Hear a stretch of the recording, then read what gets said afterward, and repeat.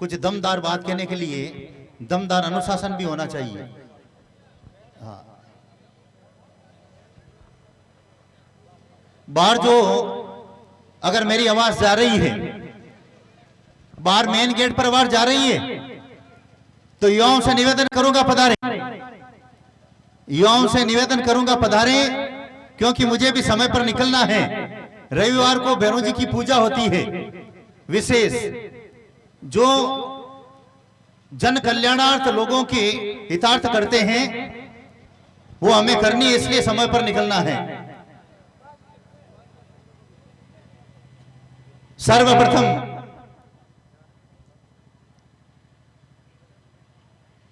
अब आपको पहले ये बता देता हूं,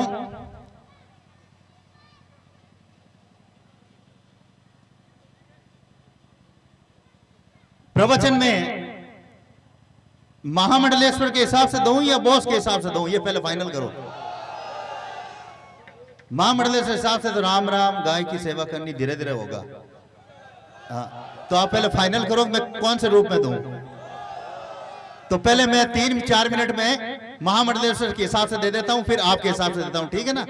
हाँ, क्योंकि मेरे पास संत भी बैठे हैं। तो वसुदेव सुतम देवम कंस चाणूरमर्दनम देवकी परमानंदम कृष्णम वंदे जगत गुरु। भगवान श्री कृष्ण को नमन। और मंच पर विराजमान परम पूज्य श्री श्री 1008 तृप्त आनंद गिरि जी महाराज, परम पूज्य श्री श्री 108 उमेद गिरि जी महाराज, परम पूज्य श्री श्री 108 निर्मल दास जी महाराज, परम पूज्य ऋषि कुमार जी महाराज, और जितने भी सरपंच महोदय हैं और मंचासीन अतिथि हैं, मातृशक्ति, प्रबुद्ध जन और युवा बंधु, विश्व स्तरीय गो चिकित्सालय की ओर से संतों और सभी भक्तों का कोटि कोटि अभिनंदन और आप सबका स्वागत। समय को नजाकत देखते हुए हम लंबा बोलेंगे तो समय ज्यादा लगेगा। यहां पर लंपी योद्धाओं का सम्मान हुआ, तो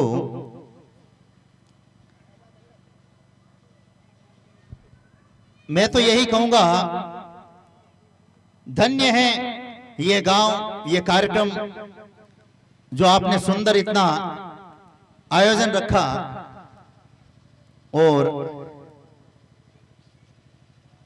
अब युवाओं के हिसाब से चलता हूं, तो युवाओं के हिसाब से चलता हूं तो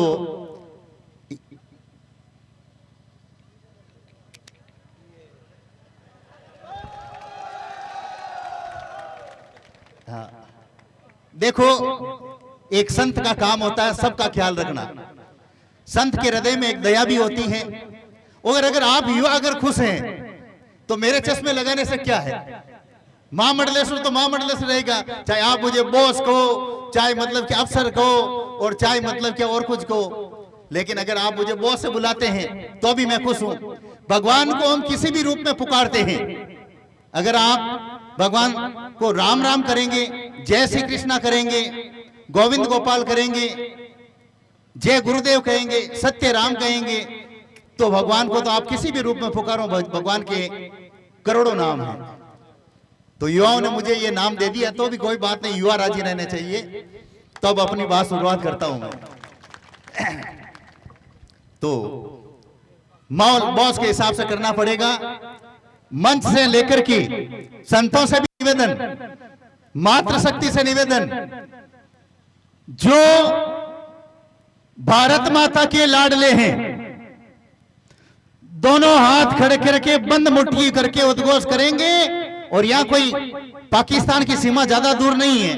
पाकिस्तान का कोई लाडला बेटा है कपूत, धक्को देर बार खड़ी जो बिना धक्को देर जिको हाथ ऊंचो नहीं करे, जब देख लो वो पाकिस्तान को आदमी है, बिन धक्को देर बार काटो। तो दोनों हाथ तैयार हैं आप? तो भारत माता के लाडले और संत दोनों दोनों हाथ खड़े करके बंद मुट्ठी करके भारत माता की, भारत माता की, वंदे वंदे, इनकलाब इनकलाब, जय जय श्री राम, जय जय श्री राम। कुछ आनंद आया? हाँ। और आप युवाओं के लिए जाते वक्त कुछ चीजें हैं मेरे पास में, देके जाऊंगा। सबके लिए लेके आया हूं, सब युवाओं के लिए लेके आया हूं, जाते वक्त दूंगा, गड़बड़ हो तो कुछ जानकारी देता हूं। भारत में पहली बार गौ माता के ऊपर लंपी स्किन डिजीज महामारी आई थी। सबने अपने अपने क्षेत्र के अंदर काम किया। चिकित्सालय नीचे बैठ के, हाँ, विश्व स्तरीय गो चिकित्सालय ने, जो आपका अपना है, क्योंकि विश्व स्तरीय गो चिकित्सालय 36 कौम का है, वहां प्रत्येक व्यक्ति का जमाई राजा की तरह स्वागत होता है। मेरा नहीं है, मैं तो प्रधानमंत्री मोदी क्या कहते हैं, मैं देश का प्रधान सेवक हूं, उसी तरह विश्व स्तरीय गो चिकित्सालय का मैं तो प्रधान सेवक हूं, और गायों की और आप लोग आए उनका ख्याल और सेवा करना मेरा धर्म है। तो उस लंपी बीमारी के दौरान गायों की इतनी दुर्दशा हुई कि शुरुआत के अंदर गाय के अंदर गांठें निकल करके फूट करके गायें बड़ी संख्या में मर रही थी। उस समय विश्व स्तरीय गो चिकित्सालय ने नागौर और जोधपुर दोनों दरवाजे 24 घंटे के लिए खोल दिए, और रोजाना की 200 गाय आती थी। 5000 गौवंश भर्ती हुआ। टेंट लगाना पड़ा, नागौर में टेंट कम पड़ गया, जोधपुर में टेंट कम पड़ गया, खेतों में टेंट लगाया, डॉक्टरों की टीम बुलाई मैंने, आपातकालीन कंपाउंडर बुलाए, और हमने गायों के लिए दरवाजे बंद नहीं किए, और यही रखा कि एक भी गाय अगर आई है तो वापस नहीं जाने देंगे, इलाज करेंगे, चाहे कैसे भी करें। 5 करोड़ रुपए खर्च करके भारत का सबसे बड़ा लंपी स्किन शिविर बनाया, और आपने भी यहां पर धूमधाम से, तन से, मन से लंपी गौ माता की सेवा की। है जो मैं बता रहा हूं, 5 राज्यों से घरेलू बीमार गौवंश आता है, पंजाब, हरियाणा, यूपी, मध्य प्रदेश और राजस्थान। जिनकी घरेलू गायें होती है, बीमार होती है, वह अच्छे इलाज के लिए विश्व स्तरीय गो चिकित्सालय आती है। एक दूसरा, 800 गौशालाओं से, आपके यहां पर भी कोई गौशाला है, बाड़मेर की गौशालाओं से बीमार गायें होती है, हमारे पास आती है। एक गाड़ी में 2-2, तो हम 2 तैयार देते हैं, ताकि आपके का पैसा नहीं लगे और उस गौ माता का अच्छे से अच्छा इलाज हो जाए। मिशन हमारा 2, मिशन हमारा 3, लाभार्थी जो सड़कों पर भटक रहा है, जो वाहनों से एक्सीडेंट होता है, उनके लिए 18 एम्बुलेंस हमने लगाई है। मिशन 3, कंपाउंडरों का स्वागत किया था, यहाँ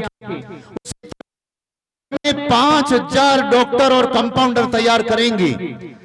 1800 डॉक्टर और कंपाउंडर हमने तैयार किए हैं 14 सालों में, और 100 कंपाउंडर और डॉक्टर आज की तारीख में मेरे पास में प्रशिक्षण ले रहे हैं, और बाड़मेर के मैंने कम से कम 50 और 100 के बीच में कंपाउंडर हमने तैयार किए हैं। मेरे पास तैयार होने के बाद में हिंदुस्तान की गौशालाएं 15 से 25 हजार रुपया महीना देती है।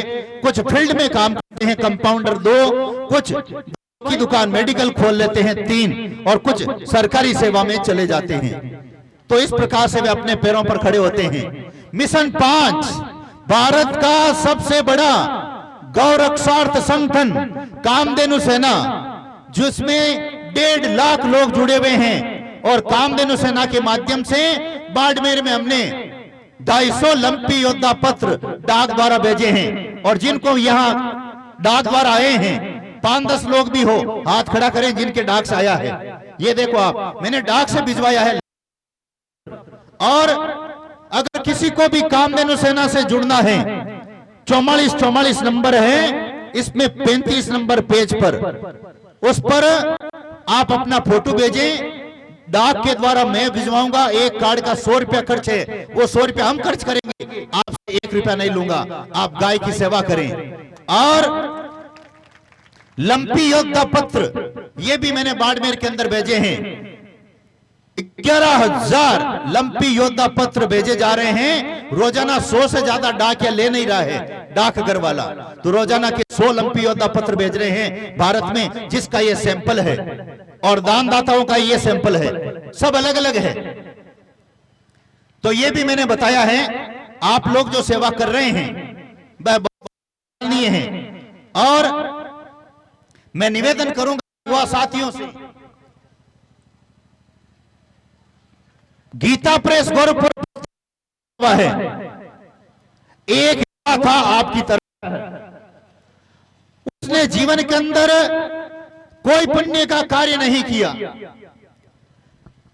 जब वह 22-25 साल का हुआ तो सड़क के किनारे जा रहा था, तो एक गौ माता के पीठ पर घाव था, तो उसकी नजर पड़ी और जीवन के अंदर पहली बार दया का संचार हुआ और उसमें दया जागृत हुई।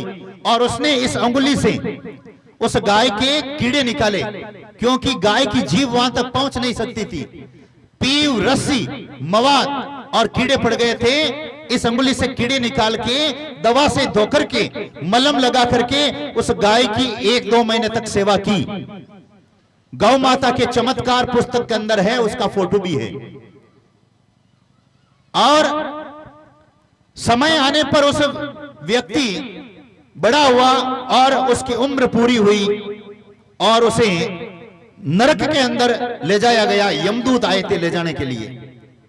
तब मरने के बाद में भी ध्यान देना, इस शरीर को आप जला दोगे, काट दोगे, पानी में बहा दोगे, जमीन में समाधि दे दोगे, शरीर को कष्ट नहीं होगा, कष्ट जीव को होता है।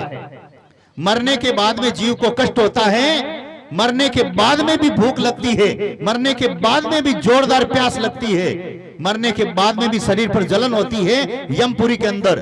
तो उसने यमराज से कहा, हे यमराज, मेरा कंठ सूख रहा है, जबरदस्त प्यास लगी है, भूख से तड़क रहा हूं, शरीर जल रहा है। तो यमराज उसकी ओर देखते हैं कि जीवन के अंदर उसने एक काम अच्छा किया गाय का। तो उससे कहा, जिस अंगुली से तुमने जिस गाय के कीड़े निकाले हैं वह अंगुली चूसना शुरू करो।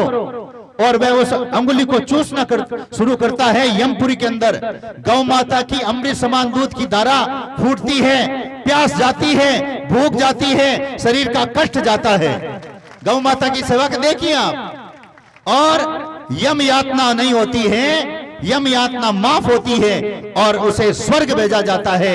यह है गाय की सेवा का, और यह काम आप लोगों ने किया है। आपने अपना जीवन सार्थक किया है लंपी के दौरान उस गौ माता की सेवा करके। यह मैंने उदाहरण दिया है। इसलिए अब हम सर्दी के अंदर क्या करेंगे? सर्दी के अंदर हमने